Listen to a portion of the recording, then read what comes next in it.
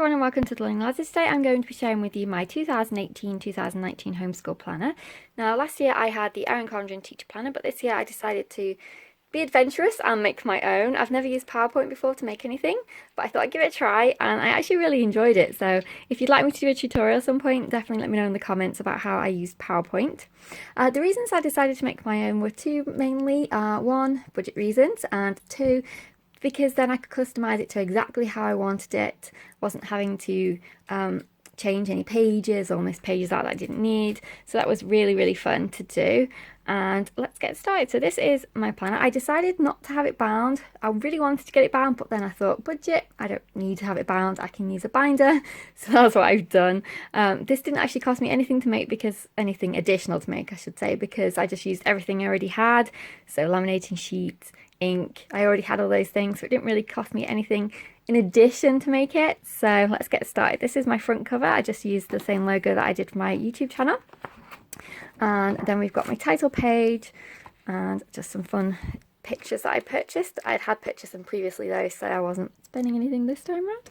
And then I have put a little dashboard with some flags and post-its and things that I can use. And then I've also popped a pocket in. And this also has the title of my first section, which is calendar and our curriculum.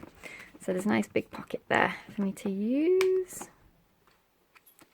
Okay, now this is our holiday page. So basically when our holiday it starts, finishes, and duration of it, how long it's for. So I've got two of those in there. I didn't know if I'd need two, but I just put two in just in case. And then I've got my special events page, so birthdays, special occasions, things like that. Again, two of those. Now my printer does not print back to back, otherwise I would have done it back to back. But because I wasn't binding it, it didn't really matter that it was bigger than what it would have been had I have done it back to back. Because as you can see, there's plenty of room. Now this is our field trip page. So we've got the month of our field trip and where we are going. Two of those. And then here are the curriculum lists. So I've got language arts, math and science, and I have printed off a few because what I thought I would do is start keeping track for next year as well. And then, so I've got quite a few pages to write down what we're currently using and then what I want to use for next year. And then we've got history, geography and extras. And extras for us is baking, art and music, IT, Spanish and our news journal. So quite a few pages of those. And then we have the calendar. Now what I did was I used the Microsoft Word calendar this is my title calendar page, and then I used the Microsoft Word calendar to print myself each month. These I've got my month at a glance, so I'm not going to be using these for homeschool, but these are for anything else, so appointments, any trips or anything, not necessarily a field trip, but if we need to go somewhere, I can write them in here rather than writing them in my month at a glance, taking up all the space. So that's why I printed off. And the good thing about that is you can change the colours as well. So October's nice and orange, December's green. So that it was fun to do that, and I did that in Microsoft Word. Now my year at a glance is here, and I have got each month, and then I've also printed monthly themes as well, just so I'm not using up all the space. Okay, then we've got books. So this is our reading list. So what I've done is I have compiled my read alouds for each month that I want to do. So there are a few pages of those. And I've done extra. And that won't necessarily go to 48 weeks, but I've done extra just in case. And then I've titled them off into history and science as well, just so that we can split them out a little bit rather than putting them all in the one list. So there's history,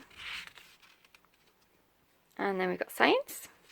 And then what I've also decided to do this year is to keep a track of her readers, because obviously she's reading now, so it's nice to look back on and see what she read in first grade. So I printed quite a few of those off. Again, not sure how many we'll need, but I decided to go for extra.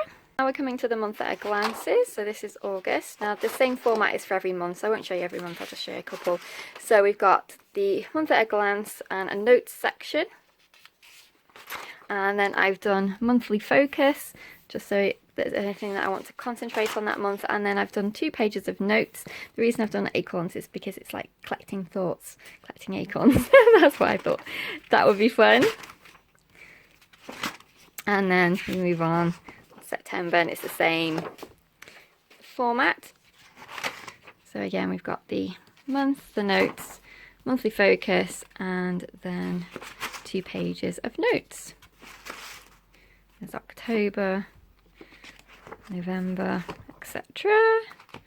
December, same thing all the way through for the rest of the year. Then we've got my lesson plan. So as you can see, it's titled lessons. So I'm just going to move across to that. So this is my lesson planner section.